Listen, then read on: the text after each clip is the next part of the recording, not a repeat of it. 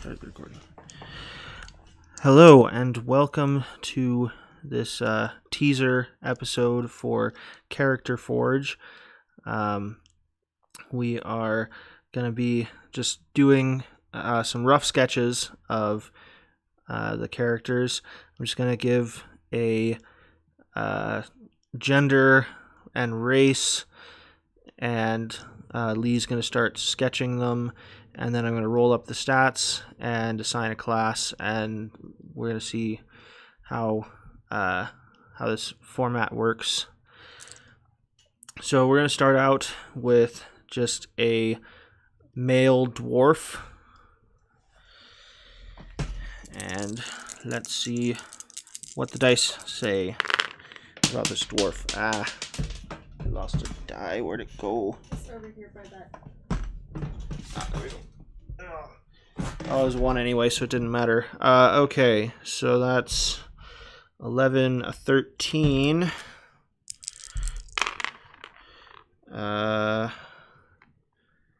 In 11. A 17.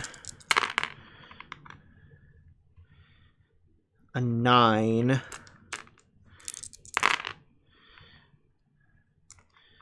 Another 11.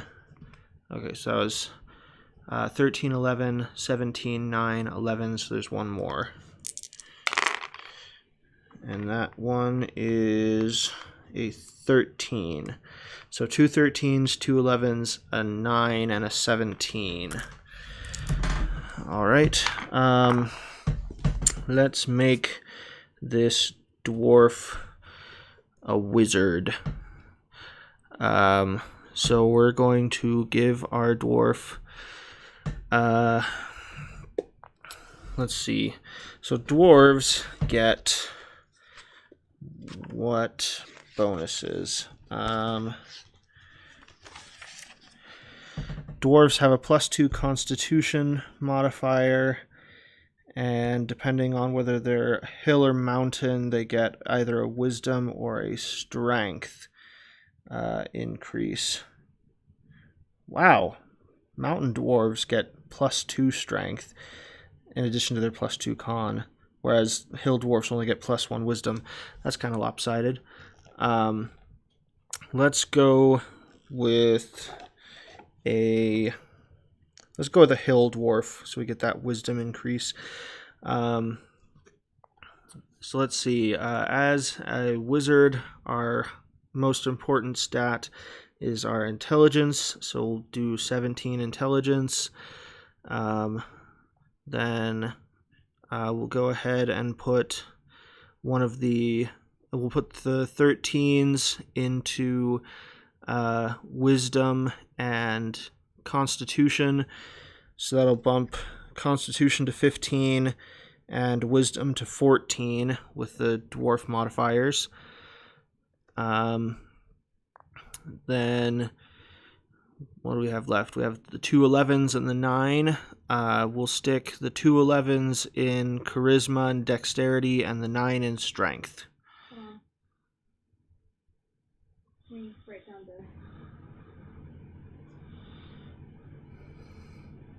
the... Okay, what are the numbers? So strength is a 9. These aren't the totals though yet. These are the totals. These are the grand totals? Yes. Okay. Dex is 11. Con is 15. Intellect is 17. Intelligence, whatever they call it in D&D. Wisdom is 14. And charisma is 11.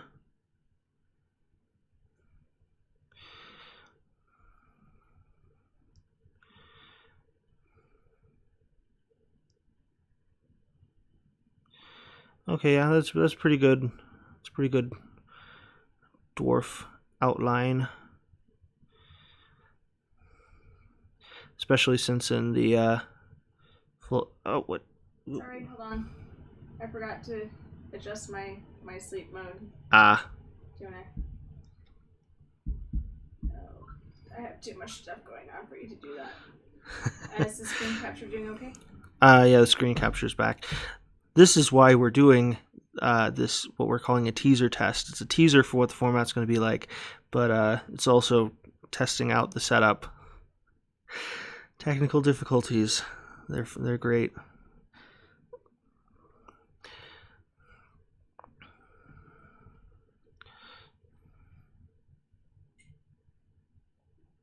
You want to figure out what kind of wizard he is? Sure. Yes. So Lee just said let's figure out what kind of wizard. So let's figure out what kind of wizard. What kind of wizard? So I actually realized the other night when thinking about this that I've never played a wizard in 5th edition, which is a little weird for me because I really like magic classes. But then I thought about it and I'm like, okay, but why would I play a wizard when I could play a sorcerer? But more importantly, why would I play a sorcerer when I could play a warlock? But then I actually got to like reading about wizards, and wizards in 5th edition are actually pretty cool. Let's do... Let's see. I actually like the School of Illusion. That's the one that caught my eye pretty well when I was looking through these. School of Illusion is pretty cool because at level 14, you get the ability to, for 1 minute, make one object of your illusion actually real. The example they give in the book is that you could create an illusion of a bridge over a chasm and then make it real just long enough for your allies to cross, and then it goes back to just being an illusion, so all the people who are chasing after you just fall into it. So yeah, we'll go with illusion. Apparently the dwarf thinks that doing that is funny.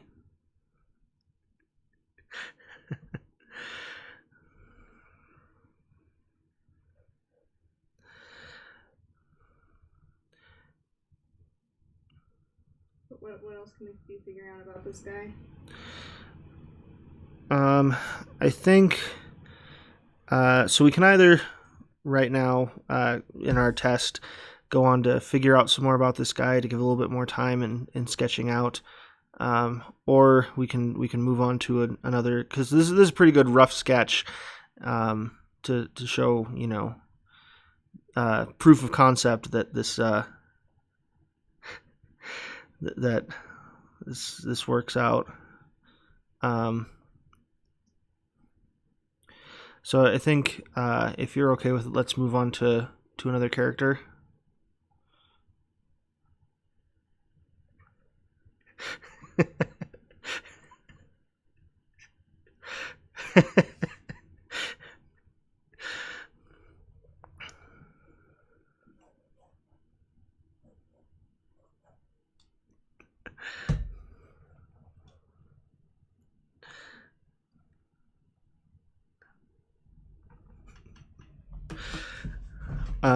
We could give him a name while Lee's making him decent. Let's look at the random dwarf names in here, because I swear some of these example names that they give in the books are just hilarious. Let's see. What are some fun ones here? Kildrak. That sounds like a good dwarf name. Kildrak. Iron Fist. You got to go with Iron Fist. So this dwarf wizard, School of Illusion, Kildrak, Iron Fist. All right. Okay. Okay, give me a couple seconds to get a new piece of paper. So now we have a paper change going on here. We're actually using a drawing tablet that lets you like stick a ring on a pencil and like actually draw on real life paper, and it picks it up in the computer, so that's pretty cool. Gosh, friggin'. It's called Iskins the Slate. Yeah, it's called the Slate. It's made by a company called Iskin. I don't know how it's supposed to be pronounced. But it's pretty cool. It's a little bit of a learning curve to learn how to use, but it's going pretty well. What's his name? His name was, oh geez, now you're gonna make me remember that. His name was Kildrak Iron Fist.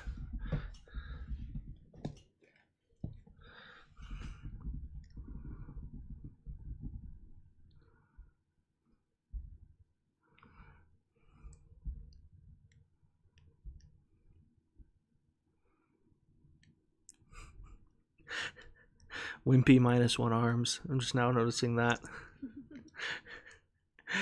Okay.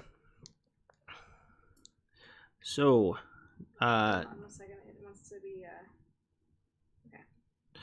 All right. So for our second character, let's go with a tabaxi, which are the cat people. And we'll go with a female this time. So the tabaxi. Let's look up what the tabaxi get for their bonus. The tabaxi are not in the base player's handbook. They're in Volo's Guide to Monsters, which is a pretty cool book. Gives you a bunch of new races and stuff to play as. The tabaxi get +2 to their dexterity and +1 to their charisma. So let's roll up some stats and then we'll choose a class after that. So that's a 16 for our first one. An 18 for our second one. It's gonna be a good cat. I say as I roll an 8. Then a 12. Looks like I used up my luck on those first couple rolls. That's okay. It's a 10. A 12. So it's 16, 18, 8, 10, 12. One more is another 8. Okay. So, let's see. Well, whatever we're doing, we should have some high dexterity. Let's make a tabaxi fighter. And we'll make them a dex-based fighter. So we will have with modifiers. We'll make their dexterity would be 20. We'll put the 16 into their constitution.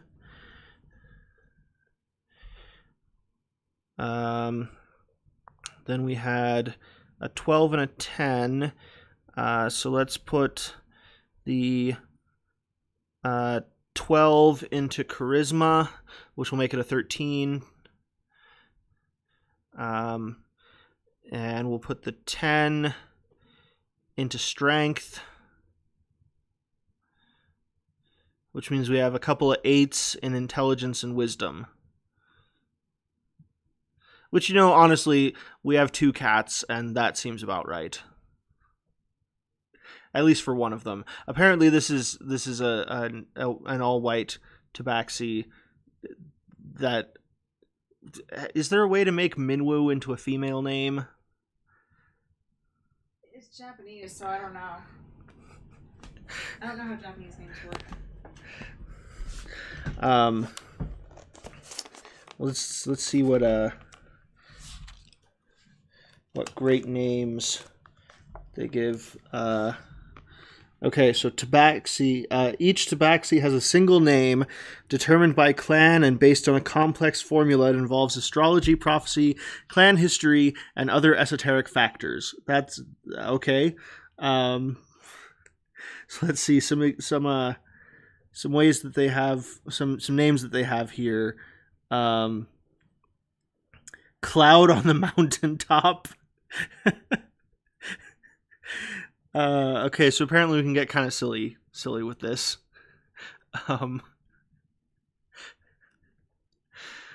Let's see.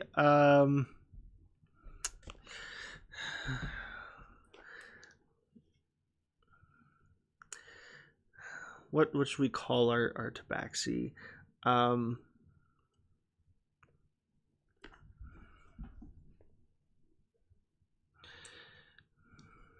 already asked it to get back up, so. Let's call our tabaxi Majesty of the Long Stare, which would be a lot funnier if you knew our cat Minwoo.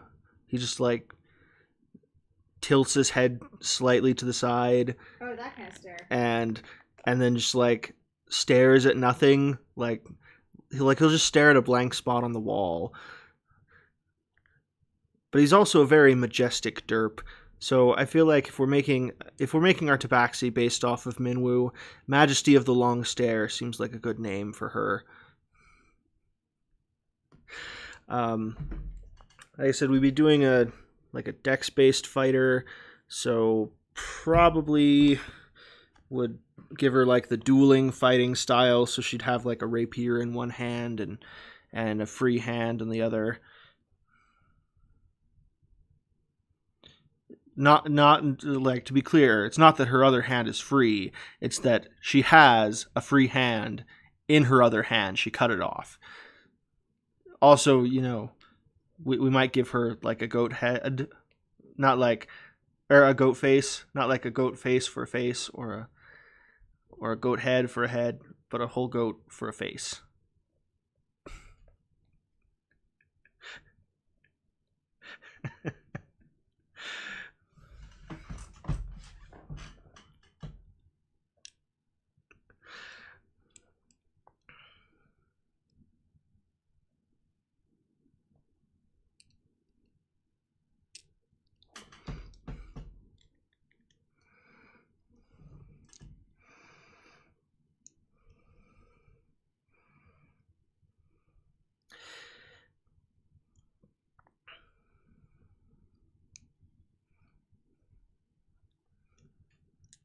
You want to flex more blind? Yeah. So yeah, this is when we're actually doing an episode, there'll be a lot more to talk about in terms of like backstory and all the decisions to make about like subclass and especially for casters, like what spells we're going to take. But I think this is a really good demonstration of, getting,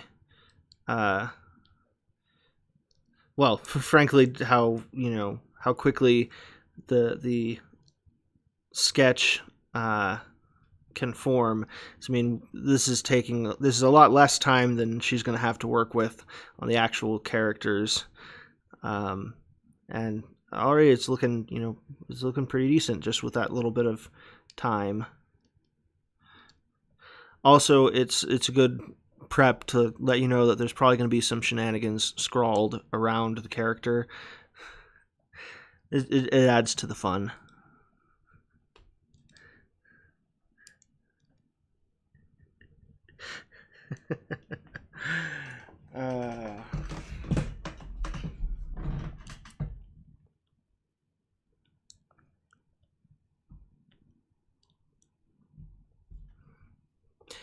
She's getting a real face now.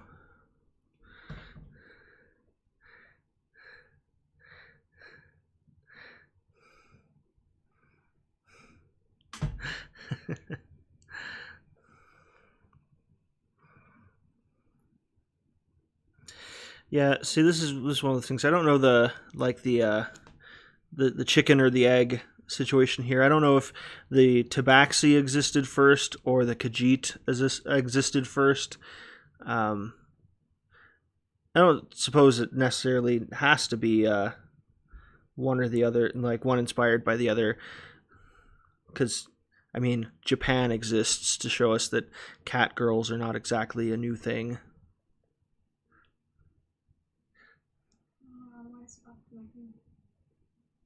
Oh, we got some more technical difficulties. There we go.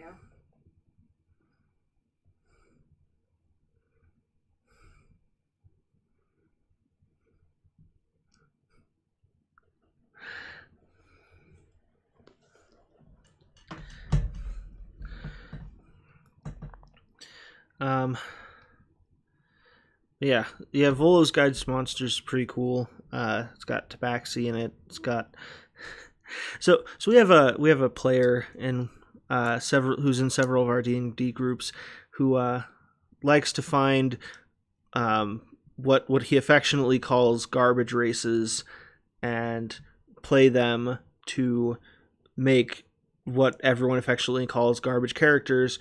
And so Tabaxis are not garbage characters, but Volo's Guide to Monsters also has a bird person that's like, they're called Kenku, and they are a garbage race. Can you please just add that your wife's commentary here is "hojies"? So Lee wants me to mention that her commentary here is hojies. Okay, so let's do one more, and then we'll call this test run complete. So we just gotta get a change of a change of paper here.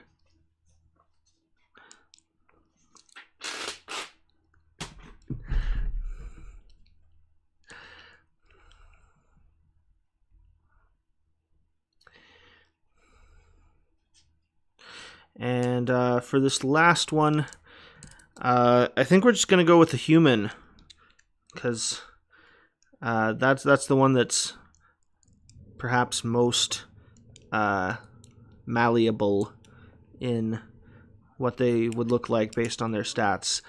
So let's go with a male human. Let's roll up some stats.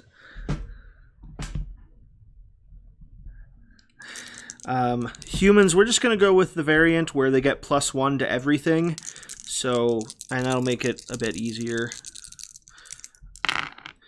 So the first roll was a 12, so I'll be up to a 13.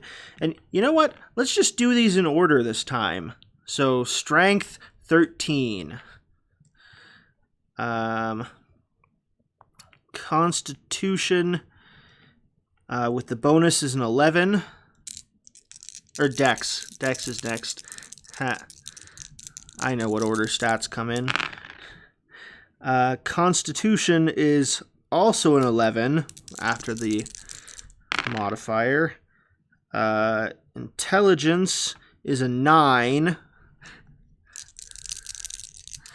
after the modifier. Oh hey, finally something that's not total garbage. Let's see, 14 after the modifier for wisdom.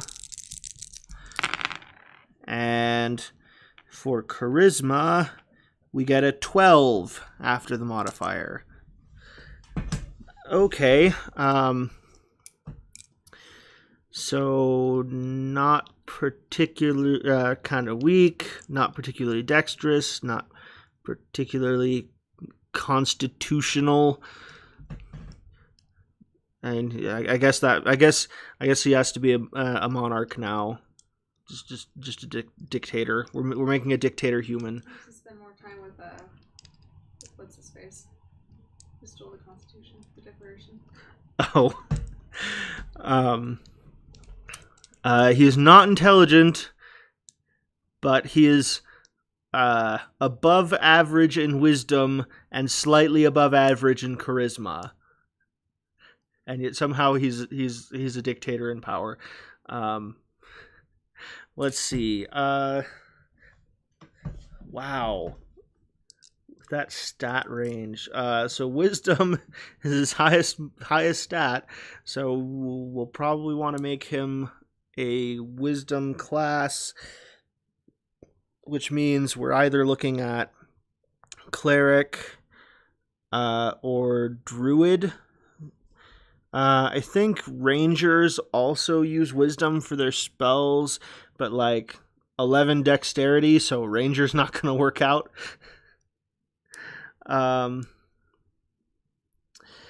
So let's go with a cleric.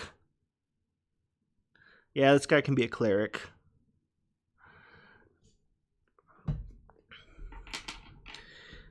And let's see what kind of cleric we want to make him. All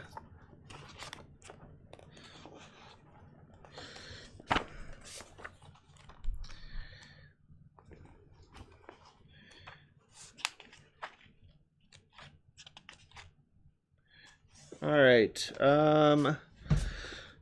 So the different domains, there's knowledge, life, light, nature, tempest, trickery, war. Tempest sounds cool. Yeah, we'll go with Tempest domain cleric here. Tempest domain clerics get proficiency with heavy armor for some reason. Are you giving him a puppet god?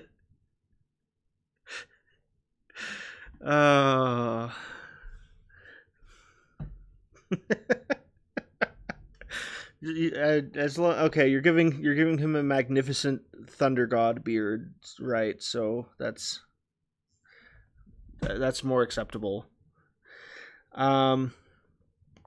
So Tempest domain cleric. You know, I've only played clerics in one-offs.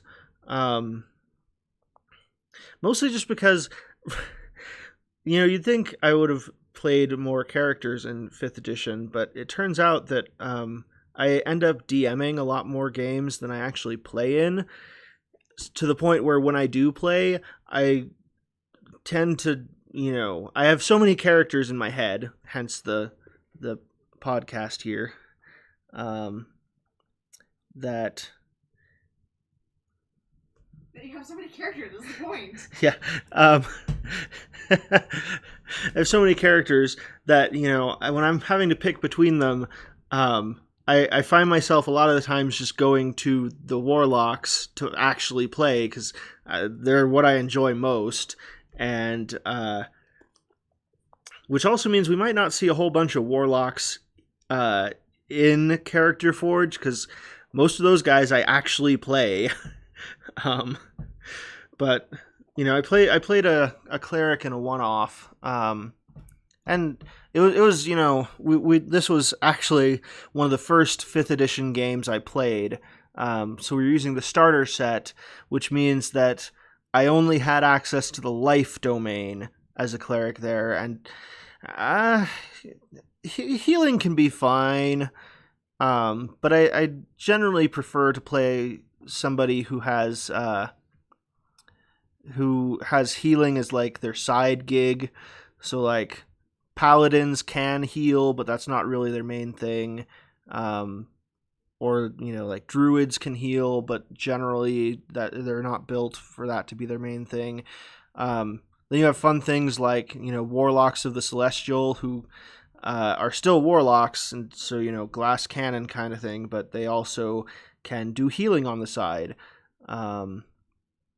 Or sun soul sorcerers also work like that. And yeah, they keep adding a whole bunch of, like, almost every class has some amount of healing they can do, except for wizards. Wizards don't get any healing. Anyway, there was a point to this diatribe aside from just giving Lee more time to draw this guy. And the point to this diatribe was, I haven't really played clerics very often, so it's interesting to go back and look through, what kind of things clerics get. So Tempest Domain clerics. You don't have heavy armor or what? I mean, I think we gotta. I think we gotta give him heavy armor. Because he gets proficiency with it, and if you have proficiency with heavy armor, like, unless you're specifically like a rogue, which I don't know how a rogue would get proficiency with heavy armor. That seems like that'd be a waste of feats. But unless you're gonna get, you're really banking on stealth, I don't think, if you have heavy armor, you should probably be wearing it. But see, Tempest clerics. At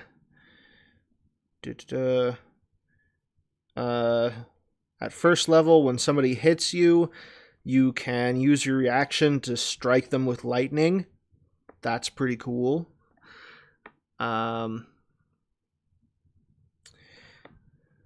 Let's see. Second level, you get a new channel divinity. Whenever you roll lightning or thunder damage, you can use your channel divinity to deal maximum damage instead of rolling. That'd be pretty nice on a crit.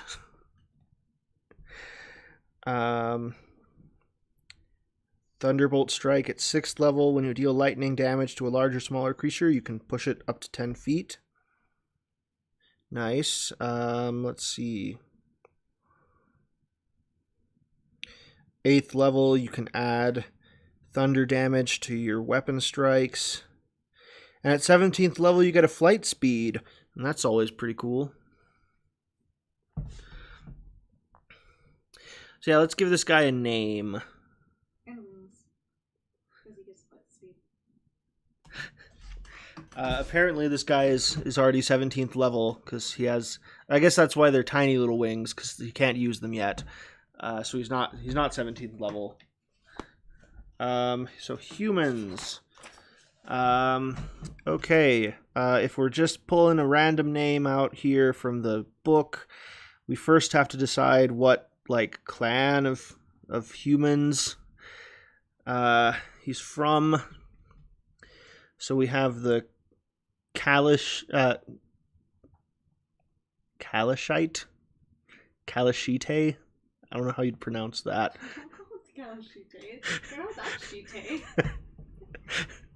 There's the Chondathan, the Damarin, the Eluskin. Like swear words. Let's see, the Mulan, the Rashemi, the Bushemi, the Show. I'm gonna go with Show, because diphthongs are dumb. Also, Shao Tucker is a bastard. Let's see. And this, by the way, the linguistic hot takes in this one are, just dropping them like they're no big thing.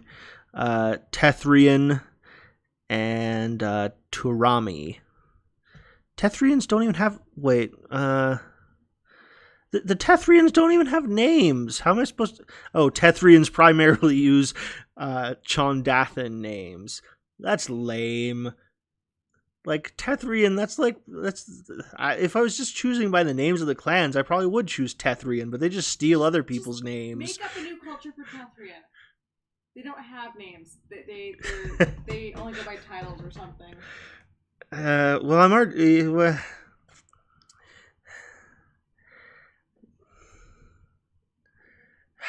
Okay, well, let's see if any of these Chondathan names are good. Maybe the reason the Tethrians steal from them is because they're just so cool. Okay, the first name that my eyes fell on was Malark, and that's a load of malarkey. Now his name is malarkey. It's too late. He's got an intelligence of 9. That's his name. Lee makes a good point. He has an intelligence of 9. His name has to be Malarkey. So surnames of the Chondathans, which the Tethrians have stolen. Let's see. Dundragon.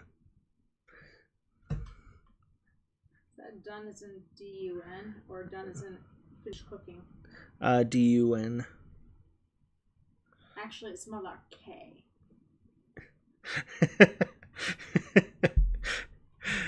Apparently, it's not Malarkey, it's Malarkey. Just like it's not Dr. Beardface, it's Dr. Beardface. Or Frankenstein. Yes, or actually, it's Dr. Frankenstein. I guess I should give him some boots or something. I don't know. He has an intelligence of 9. Maybe he doesn't need boots, or maybe he needs boots but just doesn't know he needs them. Hey, I want to take notice of this. I drew it while you were talking about warlocks.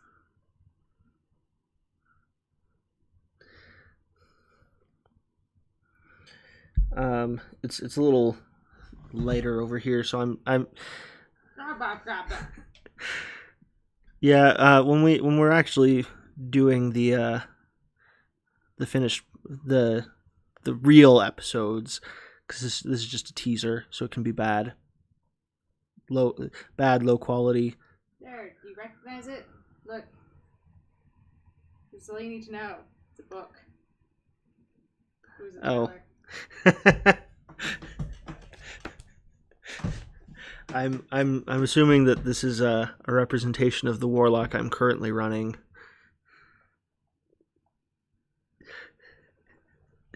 There, this is Malarkey. Yeah, that's pretty good. That's pretty good garbage cleric. This cleric is so bad. It's great.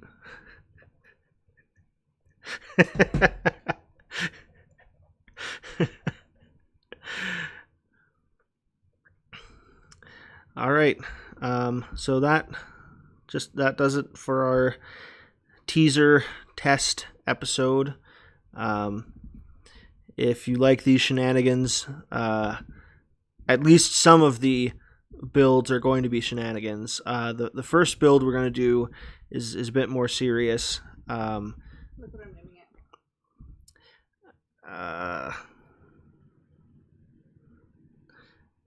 I cannot read that text on my screen. I'll see it. I'll see it in a bit. But the first one we're going to do is going to be a bit more serious. But the second one we're going to do is a total troll build. So if you like shenanigans, then this is. You realize I can still see your screen, right? I don't even care. Well, I think we're going to end it there.